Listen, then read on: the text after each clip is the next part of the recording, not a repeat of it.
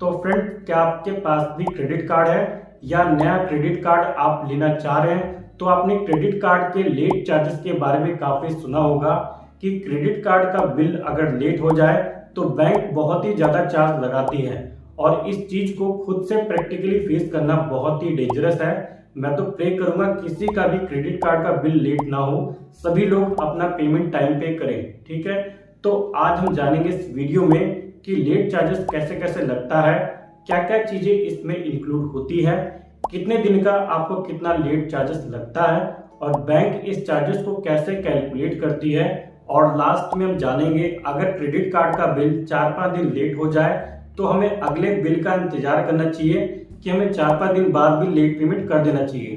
तो चलिए फ्रेंड, सीखते हैं इस वीडियो में डिटेल में।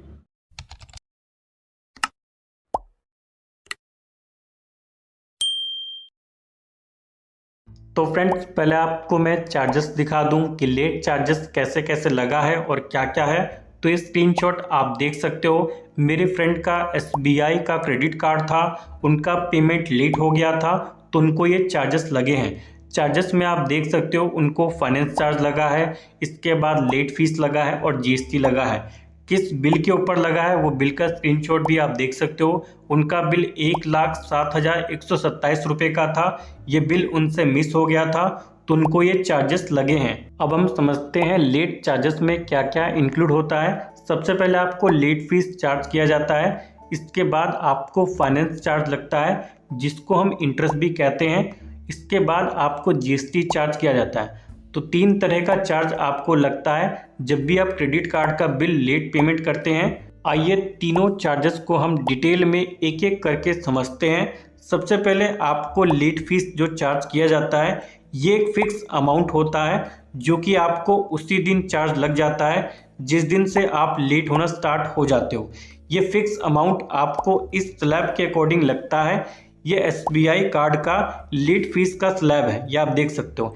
इसके अकॉर्डिंग आपको लेट फीस का चार्ज किया जाता है। अगर आपका आउटस्टैंडिंग 0 से लेके 500 रुपये तक है तो आपको लेट फीस में कुछ भी नहीं देना होगा। अगर आपका आउटस्टैंडिंग 500 रुपये से लेके 1,000 रुपये तक है तो आपको लेट फीस में 400 रुपये देना होगा। अगर आपका आउटस्टैंडिंग 1,000 रुपये से लेके 10,000 रुपये तक है तो आपको 750 रुपये लेट फीस में देना होगा। इसी तरह से बाकी स्लैब भी हैं, 950 रुपये और 1100 रुपये वाले। हाईएस्ट जो स्लैब है 1300 रुपये वाला।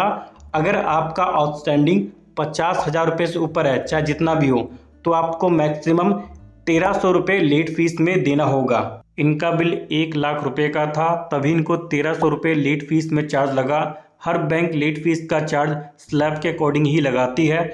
ये एसबीआई कार्ड का लेट फीस का स्लैब है। हर बैंक का हो सकता है थोड़ा अलग अलग हो, अमाउंट बस हो सकता है थोड़ा ऊपर नीचे हो, लेकिन वो चार्ज जो लगाएगी स्लैब के अकॉर्डिंग ही लेट फीस का चार्ज लगाएगी। अगर आपका किसी अदर बैंक का क्रेडिट कार्ड है तो आप मुझे कमेंट कीजिएगा, मैं चार्जेस की डिटेल का लिंक डिस्क्रिप्शन में दे दूंगा। लेट फीस के बाद बैंक हमें फाइनेंस चार्ज भी लगाती है जिसे हम इंटरेस्ट भी कहते हैं, और ये इंटरेस्ट हमें डेली बेसिस पे चार्ज किया जाता है जब तक कि पेमेंट हम क्लियर नहीं कर देते हैं। आइए इस फाइनेंस चार्ज को भी डिटेल में हम समझते हैं। जैसे इनका बिल हर महीने की 11 तारीख को जनरेट होता है, तो इनको जो फाइनेंस चार्ज लगा है ये वाला 6431 रुपये, वो इस बिलिंग साइकिल के लिए लगा है 10 नवंबर से 11 दिसंबर के लिए। इस बीच इन्होंने 3 ट्रांजेक्शन करी थी। 20 नवंबर को एक 40,000 की, एक 50,000 की, एक 17,127 रुपये की। इनका बिल टोटल बना था 1,07,127 रुपये का। तो इनका बिल जनरेट हुआ था 11 दिसंबर को। 20 दिन इनको मिले थे पेमेंट करने के लिए, तो इनका ड्यू आया था 31 दिसंबर। तो इन्होंने 31 दिसंबर को पेमेंट ना करके इन्होंने पेमेंट किया था 10 जनवरी को, मतलब ड्यू डेट से 10 दिन इन्होंने लेट पेमेंट किया, तो इनको इतना फाइनेंस चार्ज देना पड़ा। आपको लग रहा होगा कि 10 दिन का ये फाइनेंस चार्ज लगा है, लेकिन नहीं, जिस दिन आपने ट्रांजैक्शन किया होता है उस दिन से आपको डेली बेसिस पे इंटरेस्ट देना होता है अगर आप पेमेंट को लेट करते हो। तो इनको ये जो चार्ज लगा है वो टोटल 52 दिन का चार्ज लगा है। 52 दिन कैसे, मैं आपको बताता हूँ।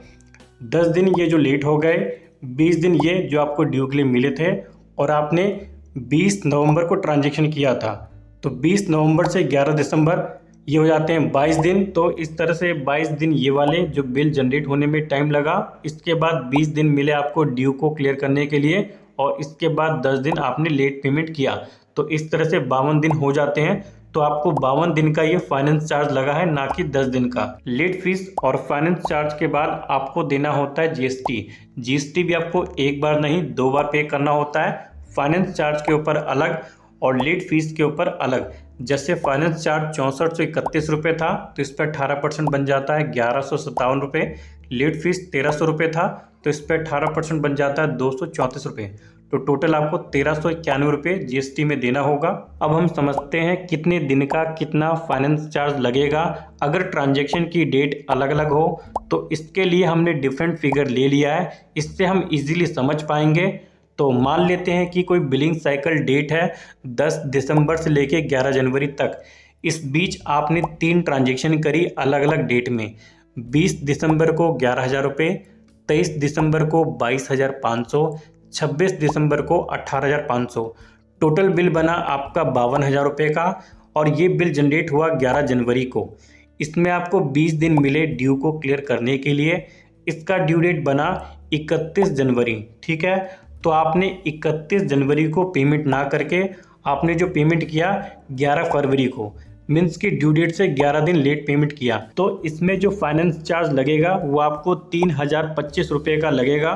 तो 3025 रुपये कैसे लगा, आइए इसको भी हम समझते हैं। जैसे सभी पेमेंट आपने किया 11 फरवरी को, तो 20 दिसंबर से 11 फरवरी हो जाता है 54 दिन लेट, तो इसका आपको फाइनेंस चार्ज लगेगा 683 रुपये।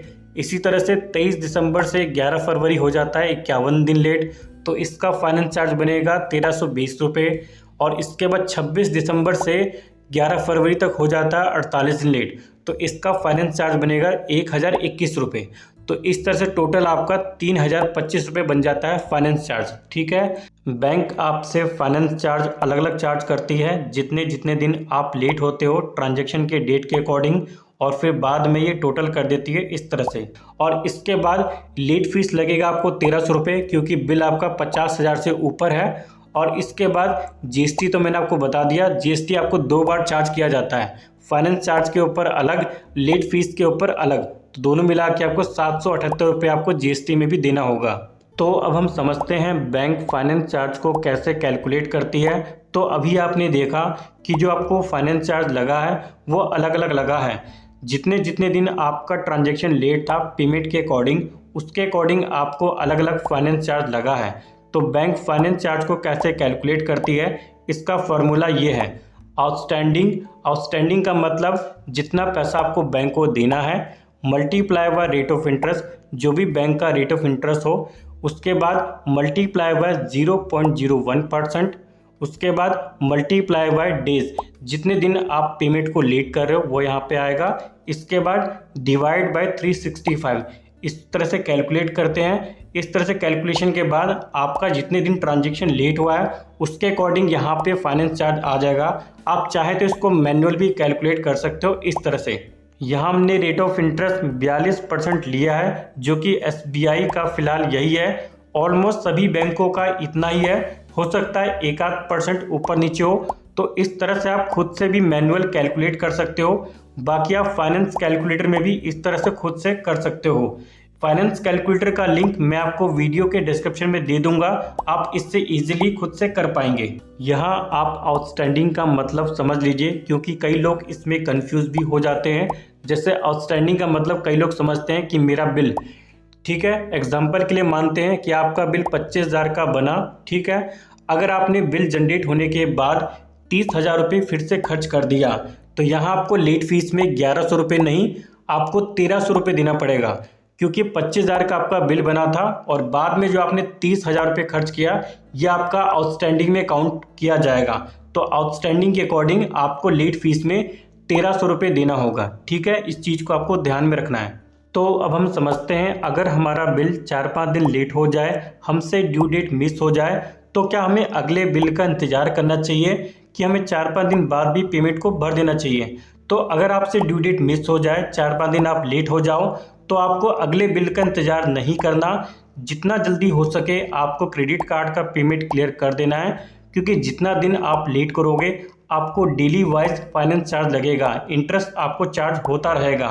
तो कोशिश कीजिए जितना जल्दी हो सके आपको पेमेंट क्लियर कर देना है, क्योंकि जितना ज़्यादा फाइनेंस चार्ज बढ़ेगा उस पर फिर आपको जीएसटी भी लगता है। ठीक है, तो कोशिश करना जितना जल्दी हो सके पेमेंट आप क्लियर कर दें, भले ही 2 दिन 4 दिन कितना भी लेट हो। और अगर आपको लग रहा है कि एक आध महीने पेमेंट अरेंज नहीं होगा तो आपको इमरजेंसी के लिए मिनिमम ड्यू पे कर देना है। मिनिमम ड्यू के बारे में मैंने एक डिटेल वीडियो बनाया हुआ है, इस वीडियो का लिंक मैं आपको डिस्क्रिप्शन में दे दूंगा, इस वीडियो को भी आप जरूर देखिएगा। तो फ्रेंड्स, आई होप आपको सभी डाउट्स क्लियर हो गए होंगे। फिर भी मेरे से कुछ रह गया हो या कुछ और पूछना हो तो आप कमेंट्स करके जरूर पूछिए। और अगर आपको ये वीडियो थोड़ा भी यूजफुल लगा हो तो प्लीज लाइक करना ना भूलें। और अगर आपके फ्रेंड्स में किसी के पास भी क्रेडिट कार्ड है तो ये वीडियो उनके साथ जरूर शेयर कीजिए, उनको भी काफी कुछ सीखने को मिलेगा। और अगर आपको क्रेडिट कार्ड से रिलेटेड और भी कोई वीडियो देखना हो तो आप चैनल पे जाके प्लेलिस्ट में जाके ये सारी यूजफुल वीडियो देख सकते हैं। फ्रेंड्स, अगर आप चैनल पे नए हैं तो आप हमारे चैनल को सब्सक्राइब कर सकते हैं। अगर आपने सब्सक्राइब किया हुआ है तो बेल आइकन प्रेस करके नोटिफिकेशन को ऑन कर लीजिए ताकि आपसे कोई भी यूजफुल वीडियो मिस ना हो। Thanks for watching this video.